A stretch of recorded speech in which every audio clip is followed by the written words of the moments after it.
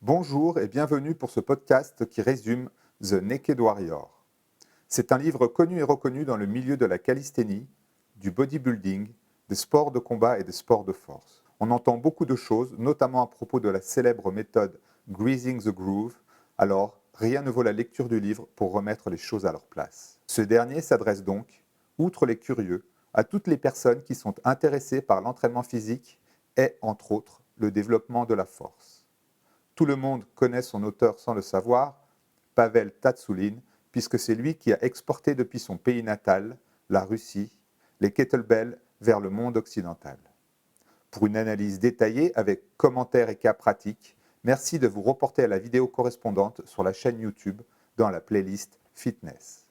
The Naked Warrior résumé. Maîtriser les secrets des super forts en utilisant uniquement des exercices au poids du corps.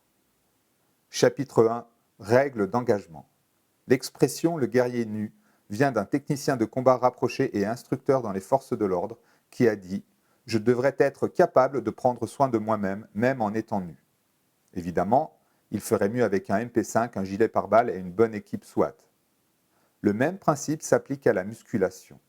Vous obtiendrez de meilleurs résultats si vous avez du matériel de qualité à portée de main, mais tôt ou tard, il arrivera un moment où vous n'aurez rien à porter sous la main. Il faut refuser de céder aux circonstances et être capable d'improviser quelque chose à partir de rien. Autrement dit, les exercices au poids du corps sont accessibles et disponibles en permanence, et ils sont donc l'idéal pour obtenir un entraînement de force n'importe où et n'importe quand. La force est la capacité à générer une force dans des conditions données. Elle ne peut être sortie de son contexte. On distingue trois types de force. La force maximale, la force explosive et la force endurance. La pompe à un bras, par exemple, développera la force maximale. Les pompes normales, la force explosive, et des grandes répétitions de pompe, la force endurance. L'objectif de The Naked Warrior est la force maximale. C'est un fait. Une force respectable ne peut être développée qu'avec des exercices à haute résistance et à faible répétition qui imposent des niveaux élevés de tension aux muscles.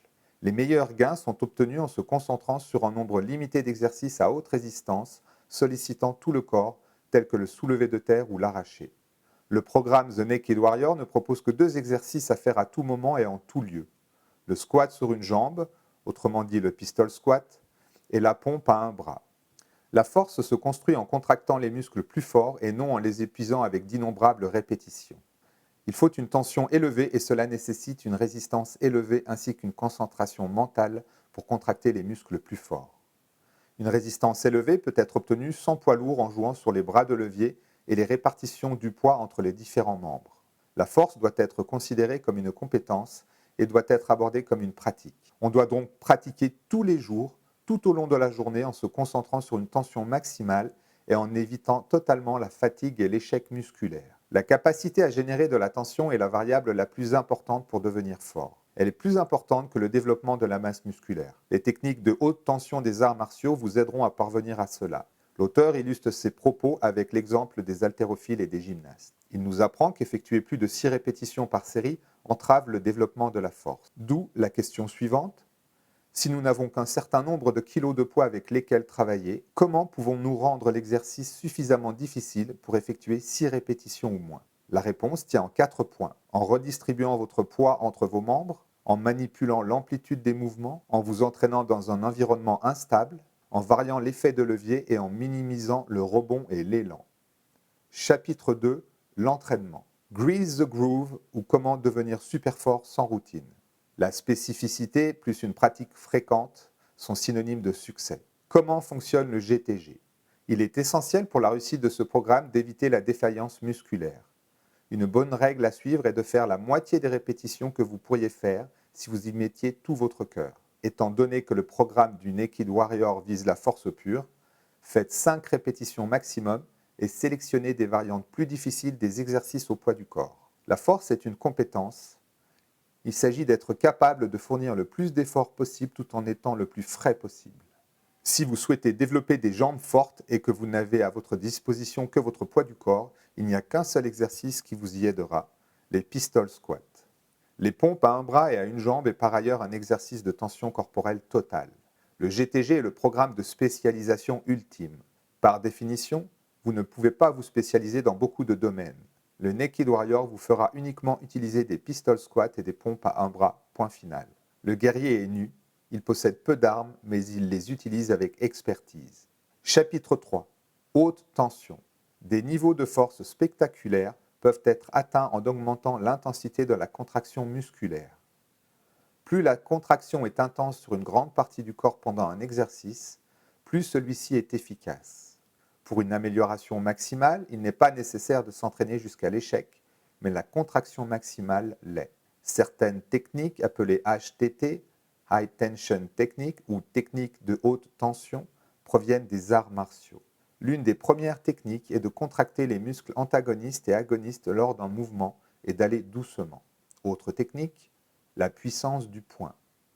Quand vous faites un exercice, essayez d'agripper le sol ou de serrer fortement la barre, cela vous donnera plus de force. Par exemple, si vous faites des pompes à un bras, serrer l'autre poing vous donnera plus de force. Serrer les poings va également vous donner plus de force quand vous faites des squats. Contractez vos doigts de pied comme si vous vouliez agripper le sol vous donnera aussi plus de force. Autre technique. Contracter vos abdominaux amplifiera l'intensité de la contraction de n'importe quel muscle de votre corps. Des abdominaux plats sont des abdominaux forts, alors qu'un ventre rentré est faible. Quand vous faites un exercice quel qu'il soit, vous devez donc contracter vos abdominaux. Il en va de même avec les fessiers. Contracter les fessiers contribuera à produire une contraction plus importante chez les autres muscles mis en jeu dans l'exercice en question. L'auteur explique comment il a gagné un très important pourcentage de force en appliquant les 3 techniques des poings mains serrés, des abdominaux et des fessiers contractés. Si vous sautez les techniques de haute tension et passez directement aux exercices, vous perdrez votre temps. Autre technique, le static stomp.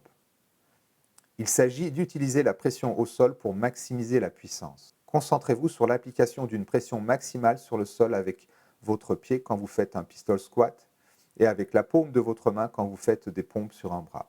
Tout votre corps est interdépendant et l'isolation est un mythe. Autre technique, contractez vos dorsaux et gardez vos épaules basses. C'est le secret des top karatékas et des spécialistes du développé couché. Hausser les épaules ou les déplacer vers l'avant entraînera des blessures et réduira votre force à néant. En faisant cela, vous déconnectez vos bras des puissants muscles de votre torse. Autre technique, le tire-bouchon. Un autre secret du coup de poing de karaté. La rotation ou tension en spirale augmente la stabilité et la puissance de presque toutes les actions.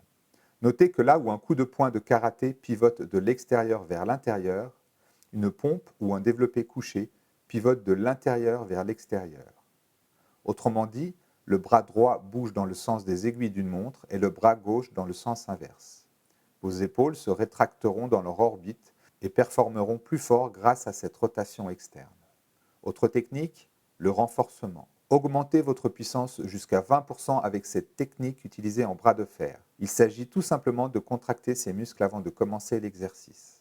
Dernière technique, le durcissement du corps ou l'amour vache pour apprendre la tension. Il s'agit de frappes contrôlées faites par une autre personne sur tous les muscles de votre corps pendant l'exercice, en évitant évidemment les points sensibles. Chapitre 4. La respiration en puissance, le secret des maîtres des arts martiaux pour une super force. Bruce Lee avait l'habitude de dire que les arts martiaux reposent davantage sur la force respiratoire que sur la force corporelle. Plus votre abdomen est fort, et plus vous êtes capable de maximiser la pression intra-abdominale, plus fort vous deviendrez.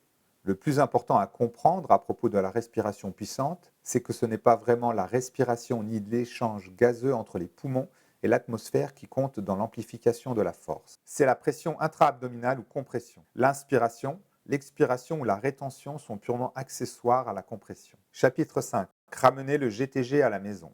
Les 5 grands F du GTG. Focus, qui veut dire concentré. Moins vous pratiquez de compétences, plus vous pourrez vous améliorer. En règle générale, il ne faut pas pratiquer plus de 2 exercices sans lien entre eux durant le GTG. Flawless, qui veut dire sans défaut. L'exécution doit être parfaite et l'entraînement de la force maximale impose une haute tension. Cela impose 5 conditions. Une résistance externe importante, l'application des techniques de haute tension et de respiration, la limitation des répétitions à 5, aborder chaque série relativement frais et effectuer les mouvements relativement lentement. Frequent, qui veut dire fréquent. Plus régulière est votre pratique, meilleur vous deviendrez. Fresh, qui veut dire frais, tant que vous le pouvez tout en restant frais. C'est un équilibre délicat qui demande de la discipline. Il faut toujours s'arrêter avant d'être fatigué. Contrairement à un mythe du bodybuilding, on récupère plus facilement après des sets avec peu de répétitions. Fluctuant, il faut pratiquer des variations du même exercice. C'est plus efficace, plus fun et réduit les probabilités de blessures. Vous pouvez également varier le nombre de répétitions totales par jour, tout comme l'intensité. Votre corps ne saura donc jamais à quoi s'attendre et il devra s'adapter rapidement. Le chapitre sur le GTG se conclut par un récapitulatif, puis le chapitre 6 aborde l'aspect pratique du pistol squat avec différents exercices et variations. Il en est de même avec le chapitre 7 et la pompe à un bras. Le chapitre 8 prend la forme d'un question-réponse avec des internautes ayant posé des questions via le site internet de l'auteur. C'était le résumé de The Naked Warrior de Pavel Tsatsouline par Xavier Leonti. Merci de m'avoir écouté.